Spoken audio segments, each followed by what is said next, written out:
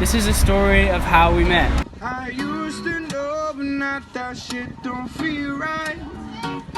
You made me put away my pride. Just let that sink in for a second, okay? This is a monumental time in our lives. Anyways, February 16th, we were in Simplot Games in Idaho. I came from California. I came from Utah. We both drove. I flew this time. Oh, yes, you flew. You're right. But then I had to land in somewhere in Utah and then had to drive, I think. I don't I landed in remember. Boise. Probably. Anyways, doesn't matter. So we both get to the track meet in Idaho. It's called the Simplot Games. It's amazing. It is amazing. And the crazy thing was, I wasn't going to go to this meet. Like, we had a dance that weekend at school, and I really am not an indoor track person. So I was like, you know what? I don't really need to be there. And then my buddies convinced me to go.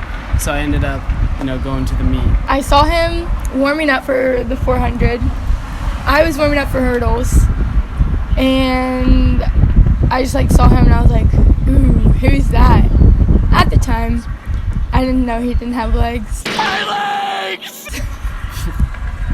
I was wearing pants. Yeah, he's wearing some sweats. He was doing some of these. You doing that? Yeah, that's good.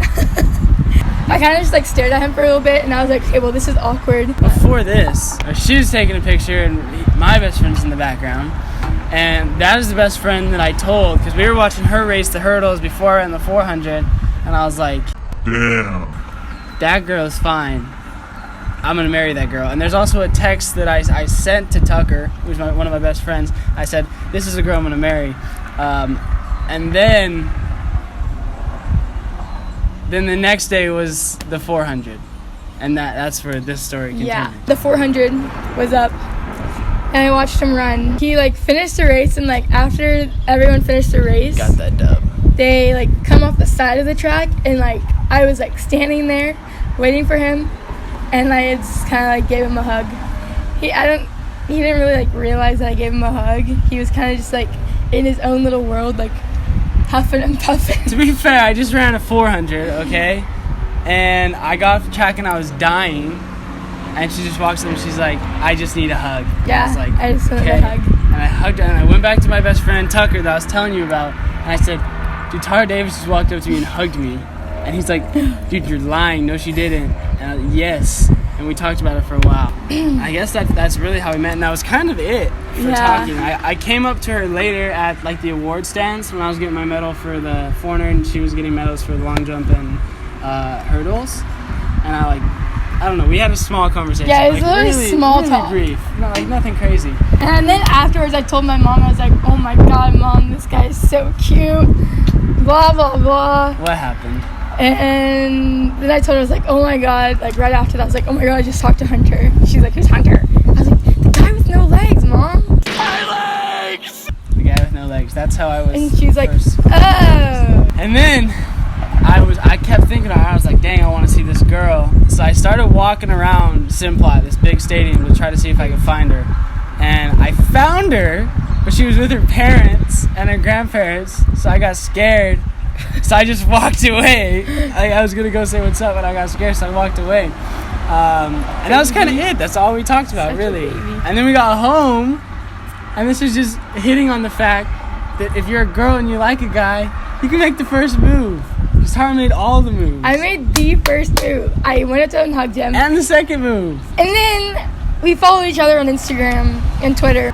So the first time I DM'd you, I think it was that one night where you were Twitter, up. yeah. So he was up tweeting on some weird mumbo jumbos type stuff. Whatever. And I was like, why are you up?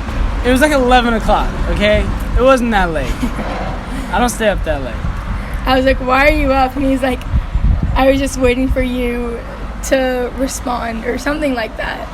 I'll see if I can go find the DM. It was over a year ago. I was like, oh, A year and this a guy half had ago. some moves. I mean, I And then we just had a little short conversation. He's like, well, I gotta go to bed. Good night. I was like, okay. Cool. She slid into my DMs. I And spent you a little dipped. bit of game, and I had to go. I had to bounce. I was like, all right, bet. That's how I see how it is. I think the next day I got your number. Yeah. And then we texted and Snapchatted a little bit. And then a few months down the road. Like, we didn't talk for that long, though. No, we really didn't. And a few months down the road, we would like talk here and there. And then we like hung out at Arcadia. Yeah, look, okay, so Arcadia, this is like when we like started talking. Like, Yeah. Non-stop. Yeah. Every day, all the time. So in April, yeah, we were talking all the time. We hung out there. I invited him to this party We all went to a party. where a bunch of noobs were. It was not comfortable with at the time. I was comfortable with. You were not comfortable. I had 3 friends with me who were not comfortable with the party, so we left. I said we left. Okay, we were there for like 20 minutes maybe.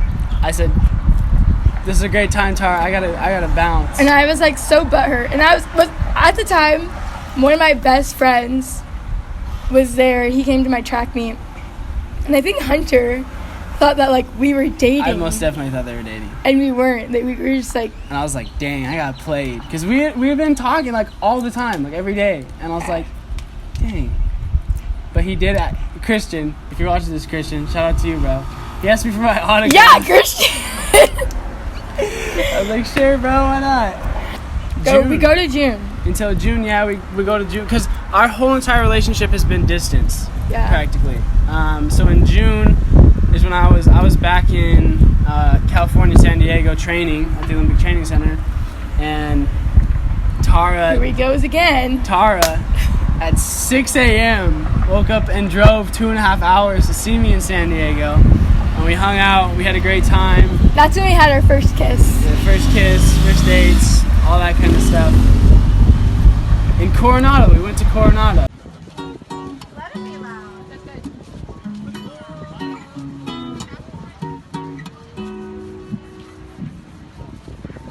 Daylight, I wear go feel like you on play right.